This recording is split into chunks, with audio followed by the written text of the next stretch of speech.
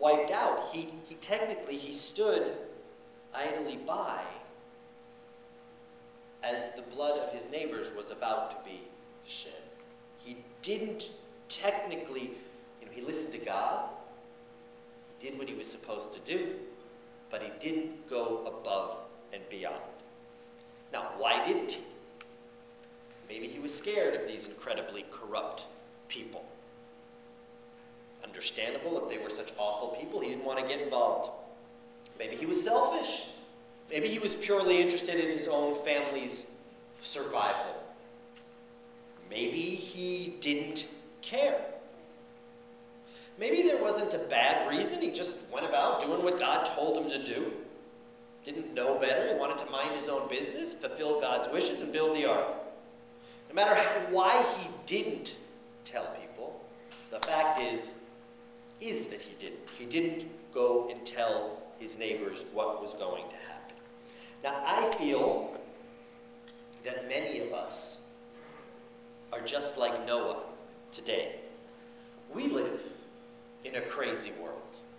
We live in a world that has a tremendous amount of corruption and lying and stealing and people treating each other poorly, not showing each other the respect that they deserve. Lots of immorality, lots of violence, terrorism, war, irresponsible people, irresponsible drivers.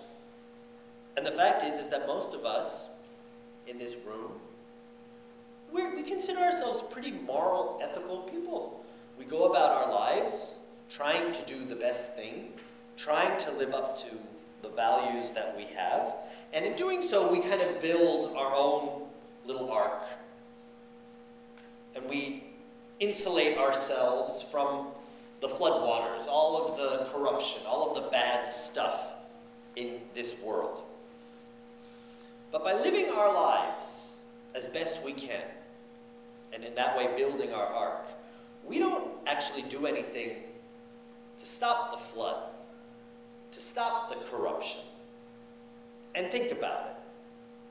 When we see inappropriate behavior by others, by strangers, when we're out in the grocery store and we see someone treating the cashier terribly, just with incredible lack of respect, when we have a colleague who is not technically stealing, but doing something really unethical,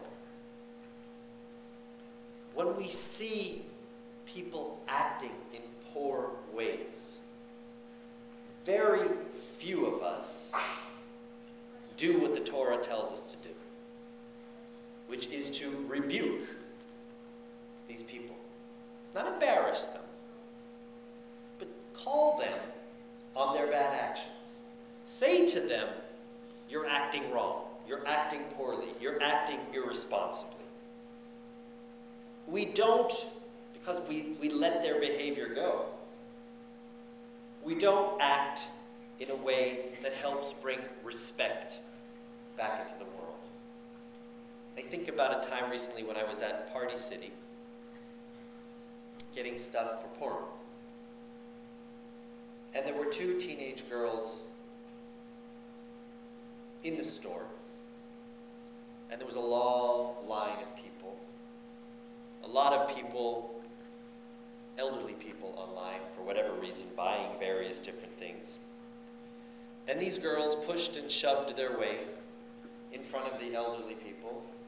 And when one of the elderly men said something about waiting online, she turned around, this one teenager, and used language that I couldn't and wouldn't repeat, and pushed her way right up to the register.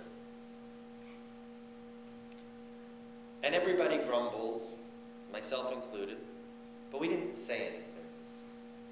And they walked out and they laughed and they continued to use the foul language at the people that complained about their pushing and their shoving. And as they walked out, I felt ashamed of myself, that I didn't say something, that I didn't do something.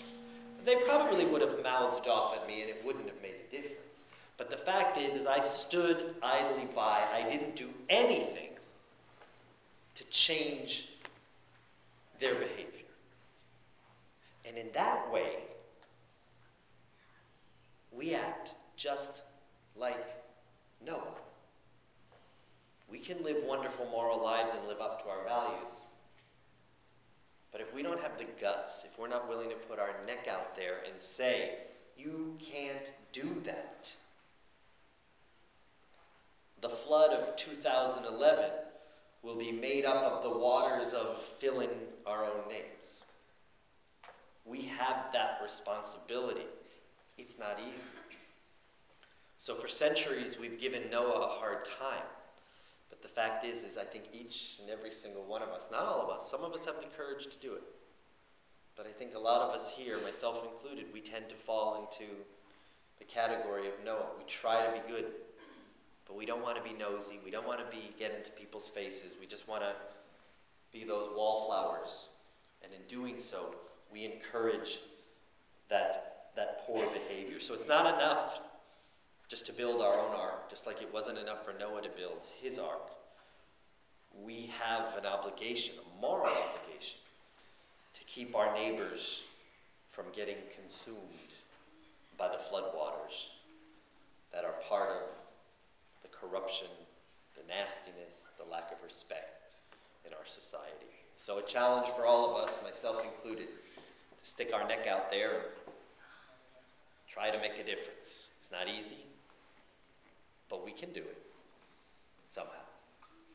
Shabbat Shalom.